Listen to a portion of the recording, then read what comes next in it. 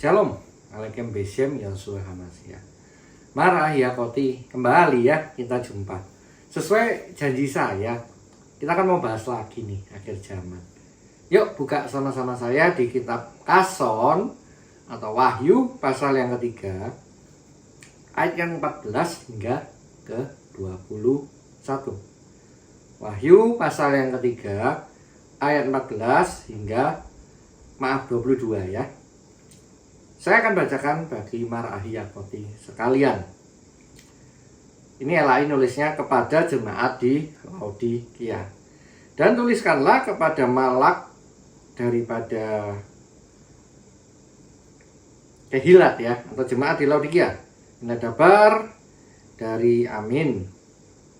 Saksi yang setia dan benar, permulaan dari ciptaan Elohim. Aku tahu segala pekerjaanmu, engkau tidak dingin, tidak panas. Alangkah baik kalau engkau dingin atau panas. Karena engkau sumsambuku, aku akan memuntahkanmu dari mulutku. Engkau berkata, aku kaya, aku telah memperkaya diriku dan tidak kekurangan apa-apa. Karena engkau tidak tahu bahwa engkau melarat, malang, miskin, buta, telanjang. Maka aku menasihatkanmu supaya beli daripadaku emas yang dimurnikan dari dalam api, sehingga kau menjadi kaya.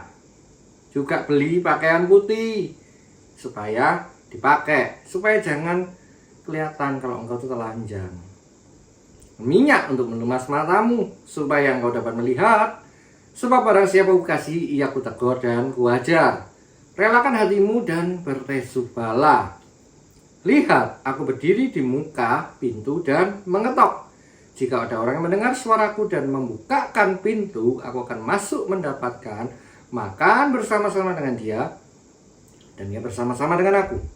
Barang siapa menang, ia akan kududukan bersama-sama aku di atas tahtaku, sebagaimana aku pun telah menang, duduk bersama dengan Bapakku di atas tahtanya. Siapa bertelinga, hendaklah ia mendengarkan apa yang dikatakan Ruah kepada Kehilat-Kehilat. Kita fokus ke yang 20 ya, nggak semua ayat di sini. Karena kenapa kok fokus 20? Ada sebuah pelajaran spiritual yang luar biasa ya. Kalau tadi yang ayat pertama, ayat yang kedua, ketiga itu teologis ya, itu bicara tentang Trinitas ya kan, tadi ada Bapa, Putra. Nah yang 20 ini terkenal banget ya, dikatakan kan, aku berdiri di depan pintu. Ini bahasa aslinya gini, Ido hesteka eviten tiran, pintu tiran, kai kru ean tis akusetes pones mokai anoise ten tiran kai estilomoy. Pros auton kai dipneso met auto kai autos met emuna. Yang menarik kata pintu atau tiran ini gini. Ini kata yang sama ya, kata yang sama yang digunakan waktu ini ya, Yosua Hamasya. Itu bicara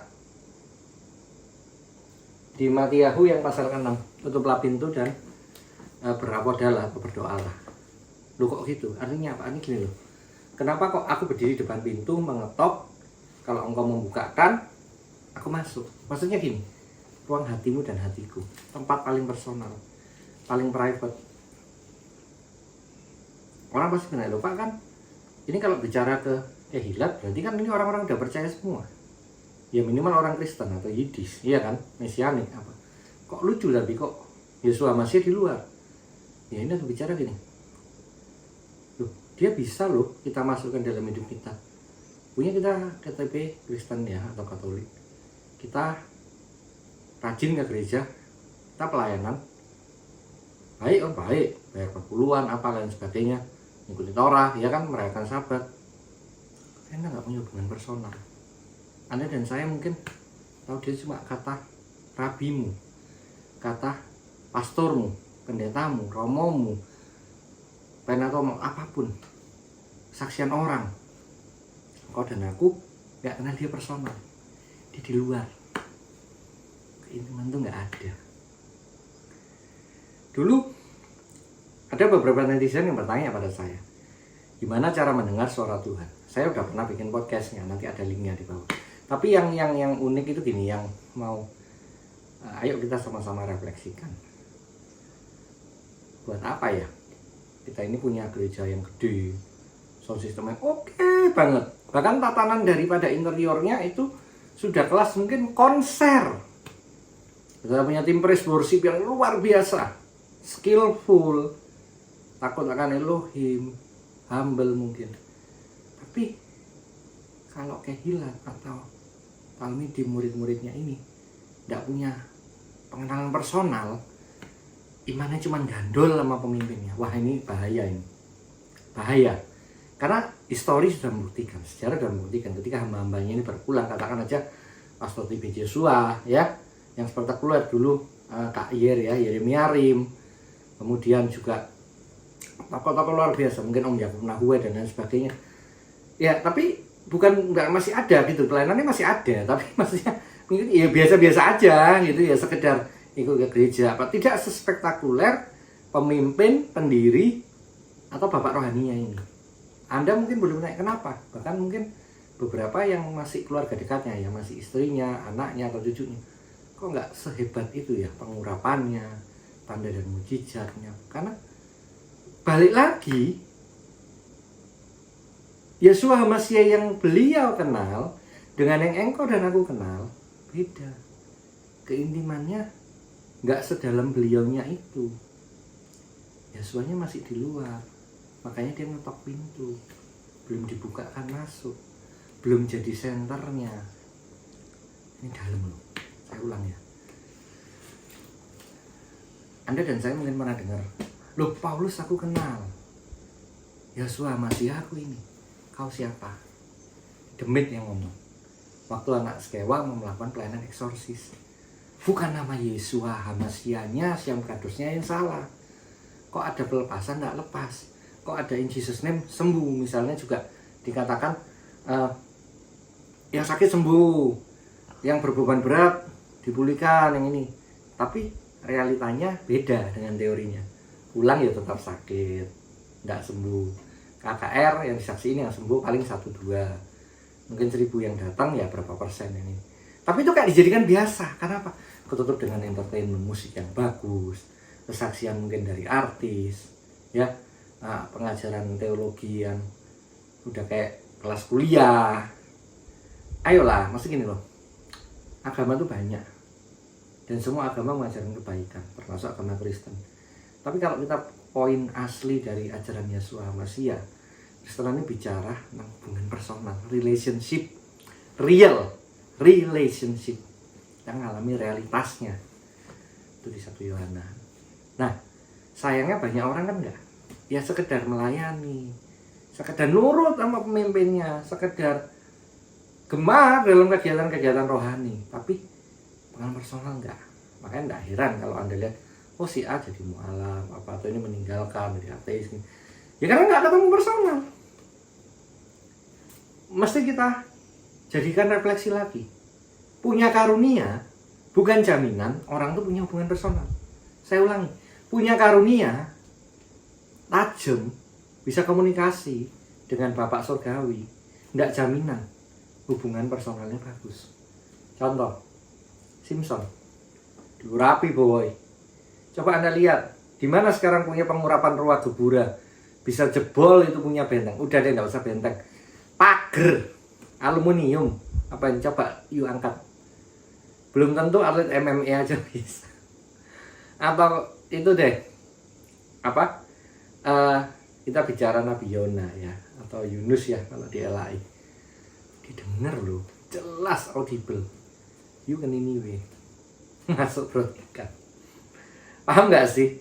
Kadang orang yang ini dekat belum tentu. Ini nggak bisa bohong. Anda dan saya personal di hadapan dia, gimana hubungan kita dengan dia? Kita membiarkan dia masuk nggak? Ngetok pintu. Makanya tadi kan dibilang, engkau ini som-som kuku, jadi kekurangan, melarat, ya kan, telanjang. Ayo dong beli sama aku, ya kan? Matamu diurapi supaya kelihatan, ya. Dikatakan pakai ini biar nggak telanjang kan gitu. Emas tuh emas yang melewati api, emas mahal banget. Mahal banget. Kayak sekarang misalnya pakai banyak treasure hunter, misalnya cari seperti harta kapal Van Gogh gitu ya, yang dengan VOC atau emas Inca Pacerik, karena itu super mahal banding cuman emas Lantam atau apa yang Swiss itu ya. Jadi benar-benar dimurnikan seperti itu. Ya memang nggak mudah sih, mungkin dikatakannya mudah, tapi dalam prakteknya susah untuk kenal dia personal, kita mendengar. Tapi saya mau tutup dengan ini loh, sebenarnya ini kewajiban dari semua orang percaya ya. Ini Devarim ya, saya bacakan ya, Devarim 28 ayat yang pertama. Jika engkau baik-baik mendengarkan suara Elohim Adonaimu, melakukan dengan setia segala perintahnya yang kusampaikan padamu yom ini atau hari ini, maka Yahweh Elohim Adonaimu akan mengangkat engkau di atas segala bangsa di earth atau di bumi. Haleluya. Jadi mendengar suaranya yom by yom, day by day, minute by minute, second by second, tiap detik, tiap saat, dengar lakoni, apa-apa tanya lakoni. Saya selalu kan sharing di akhir zaman yang penting apa? Engkau dan aku tuh punya hubungan personal, no makelar. Bukan salah Anda punya pastor, punya romo, punya pendeta, punya penatua, apapun berkarunia luar biasa, penuh pengurapan, nabi, mungkin prophet, apostle, apapun lah. Tapi enggak sih, Anda itu harusnya melakukan beliau itu kalau seperti anak sekolah itu seperti guru lesmu, tutor. Tapi kan yang ujian kamu, bukan gurumu. Dan guru lah ujiannya kapan?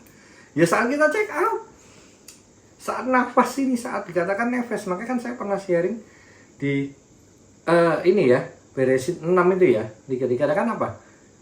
Kasih karunia setelah panjang umur hidup, maka umurnya 120 tahun saja. Artinya apa?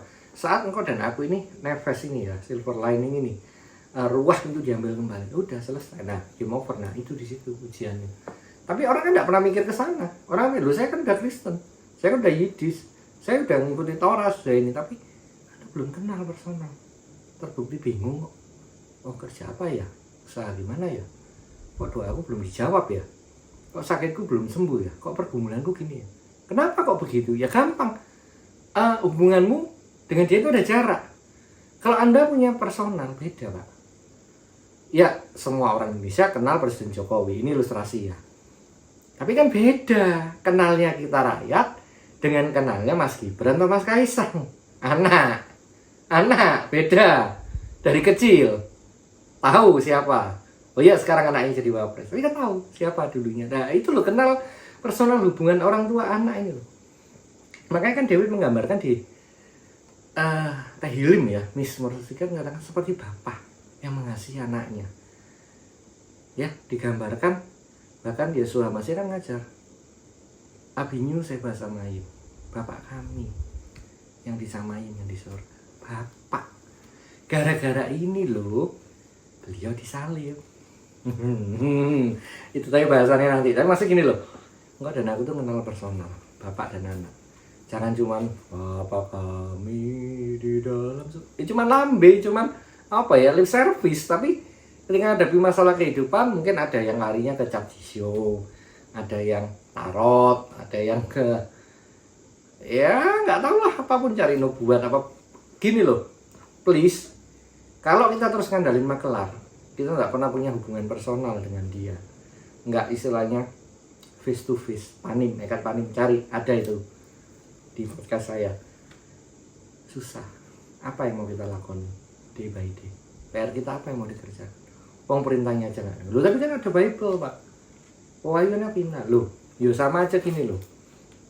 Kamu kuliah ekonomi, kamu punya diknatnya, tapi nek tugasmu itu gak mau lakoni sing dikongkon dosenmu, yo gak mungkin loh nilaimu A. Misalnya dosenmu nyuruh bab 2, lo sing mbok kerjakno lho bab 7 apa bab 1.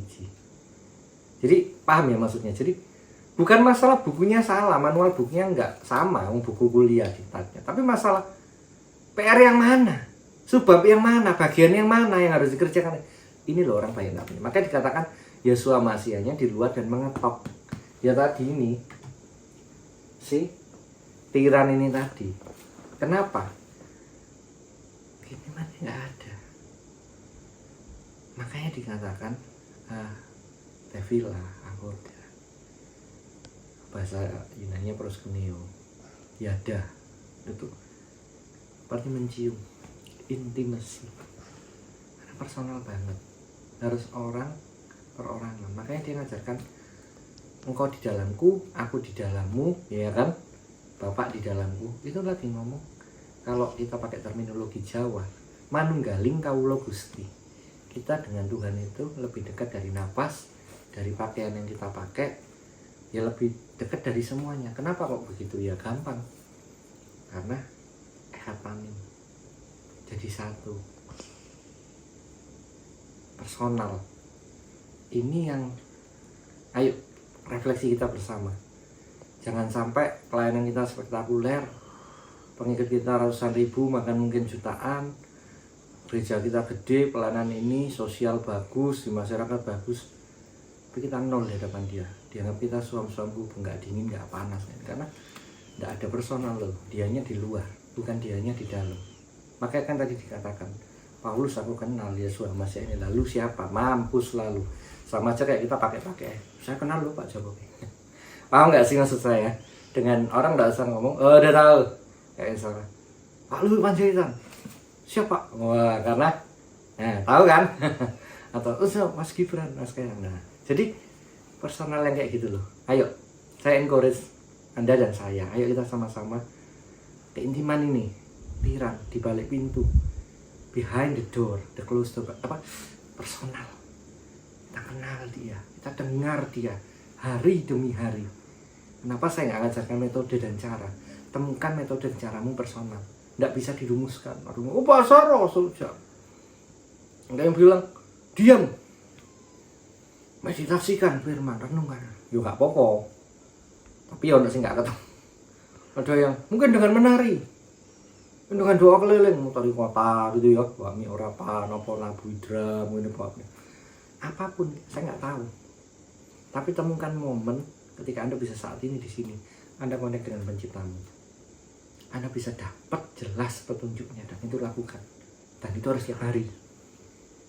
Bukan hanya momen-momen tertentu. Kita kenal dia personal. Manunggaling kawula Gusti. Be one with God. Kapan nih? Benar-benar alami dia dari dalam keluar. Beda hidupmu dan hidup. Yesus masih udah berjanji. Kita akan melakukan pekerjaan-pekerjaan jauh lebih besar dari yang dia pernah lakukan. Dia berjalan di muka bumi. Ayo kita tutup.